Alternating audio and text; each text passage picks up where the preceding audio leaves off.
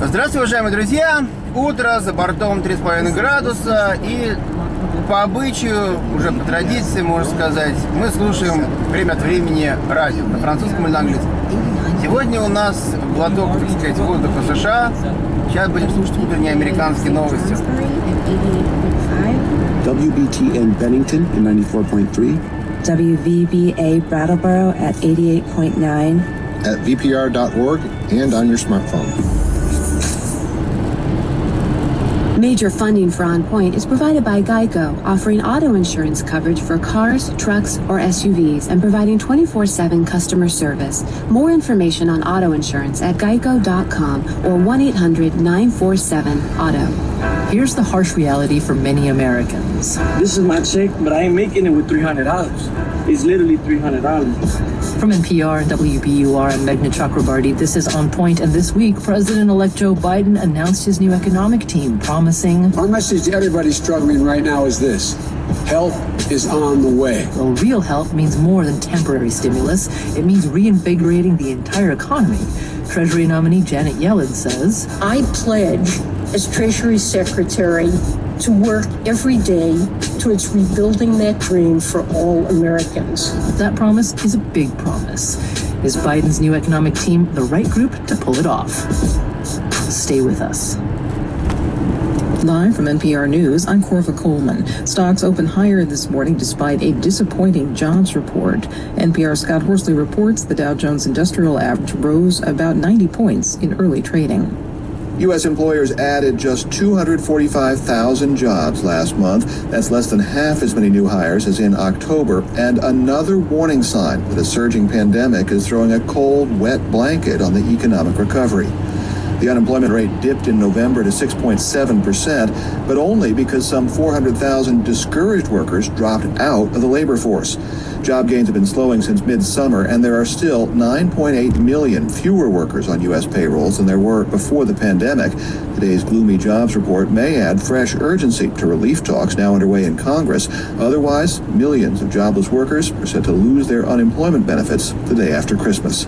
Scott Horsley, NPR News, Washington. President-elect Joe Biden is calling on Congress to pass a $900 billion coronavirus relief package.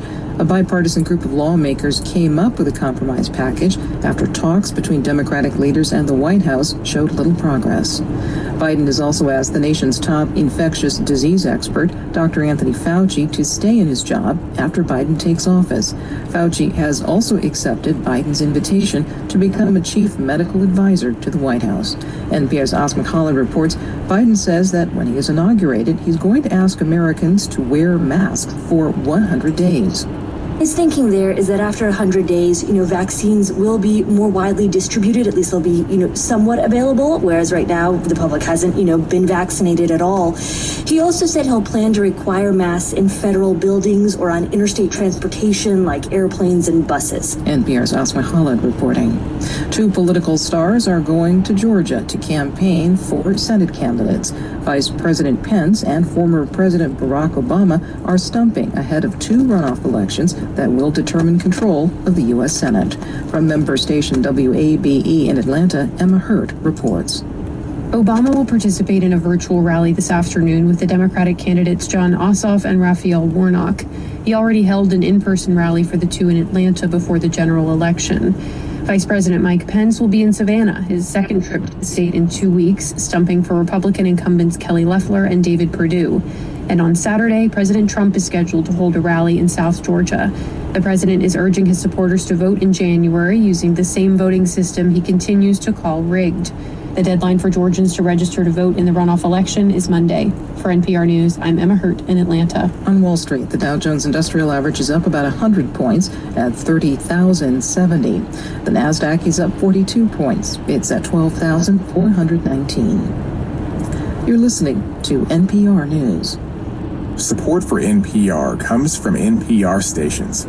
Other contributors include Avalara, providing technology for business tax compliance using cloud-based real-time rate calculation, and Ну, в общем, мне лично понравилось 3 новости отсюда.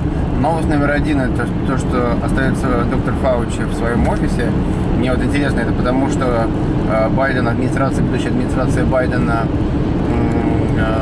так высоко оценивает его профессиональные способности, или потому, что последние месяцы перед, собственно, окончанием избирательного срока Трампа между Фаучи и Трампом пробежала собака, и, собственно, администрация Байдена делает как мелкую такую шпильку в сторону Трампа. Вторая интересная новость – это то, что Байден, когда он вступит в свой офис, он будет просить всех американцев носить маску в течение 100 дней. Интересно. Ну, вариант, конечно. Мне будет интересно, как это будет работать в плане того, что люди прислушаются, да, или будет, знаете, такое разделение половина на половину, да. Вы же знаете, что, по сути, Америка сейчас расколота на 2 лагеря, на демократов и республиканцев, те, которые голосовали за Трампа, те, которые голосовали за Байдена. И вот будут ли прислушиваться избиратели Трампа, которые, ну, довольно-таки легкомысленно относятся к ситуации с коронавирусом, к просьбе Байдена носить маску, или только, как это по-русски, сторонники Байдена будут носить маску, да, и поэтому я говорю, что на улице будет видно, кто за кого голосовал, собственно говоря.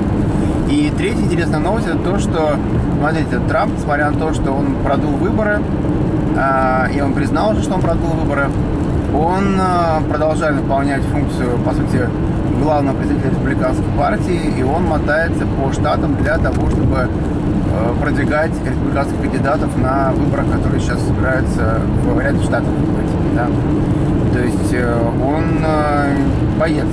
Да. Несмотря на то, что его в очередной раз жизнь больно ударила, он встал, отряхнулся, стиснул зубы и пошел опять бороться. Ну, такие интересные новости. Я всем откланиваюсь. Всем хорошего дня и счастливо. Пока.